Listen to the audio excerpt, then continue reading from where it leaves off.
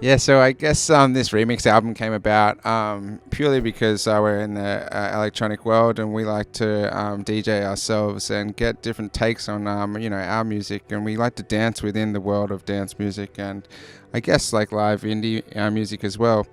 So it was the perfect opportunity to like seek out some of our favorite artists and get their take on our music, and we were lucky enough to track down some of the best producers in the world at the moment, which wasn't necessarily the case when we started 7 years ago or 9 years ago. Yeah.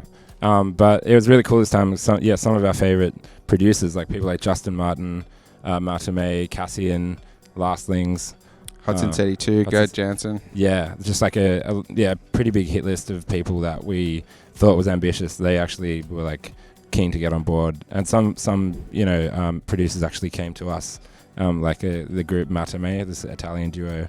And they were like, we love this song, All I've Got. We really want to remix it. And we were like, that's amazing. We love your music.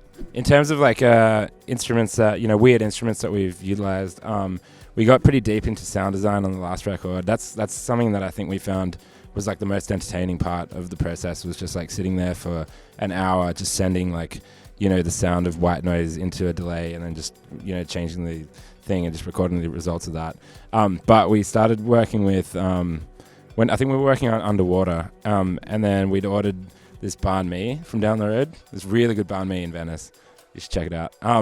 And they had these like fresh coconuts that they delivered with it. And then said, I can't remember what was happening. We were all in the control room, and then we hear this crackling coming through the speaker. Like, what the hell is that? And then Tyrone is in the other room ripping a coconut apart, and he's just laughing like a maniac. And it sounded sick. And we were like, that sounds really nice in stereo, and had this warm crackle to it. So we recorded that. We were just in there ripping it open. And then there was like the prawn crackers as well. So we were crunching them up. And like, yeah, we looked like maniacs. But it made it to the record. So yeah. I guess it's informed by a lot of things. Like a big thing is when we go and see like live shows ourselves, that is often like the most influential and, important sort of, those experiences definitely, like, we saw Radiohead at Oceaga 3 years ago, and that was like a pretty life-changing thing. We saw the Chemical Brothers live show twice in the last 2 months, and those kind of experiences, especially when we see their shows together, we're like, that is like the feeling we want to get when we put a show on. Yeah, the same way that we're referencing music in the studio, we're referencing live shows often and going, this is an amazing part of what they did really well. And we sort of just like try and envision how that would work for us. Yeah, we've had a couple of funny experiences with this association with Shaka Khan and this confusion that can happen between the original Rüfüs and us now as Rüfüs Du Sol. And the best one was we sat down for an interview with just like a well-known radio station from the UK. And and they just started going on about our collaboration. Oh, what was the leading? So your music with Shaka Khan has been amazing. Can you talk about how you got in touch with her? I'm like, what? Yeah. And then we were like, you thought she was joking. I thought it was like ironic for like the entire interview. Like, oh, this is really like deep irony right now. And it was actually, she thought we were the other band.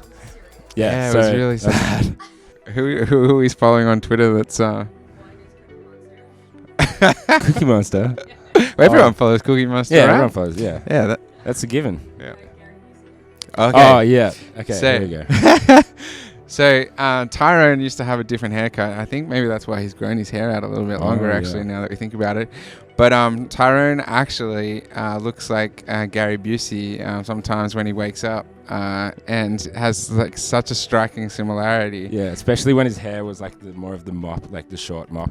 It kind of went across his face a bit, and when he would like smile, it looked like a young Gary Busey, like dead on. Yeah, and then people would often like be able to make that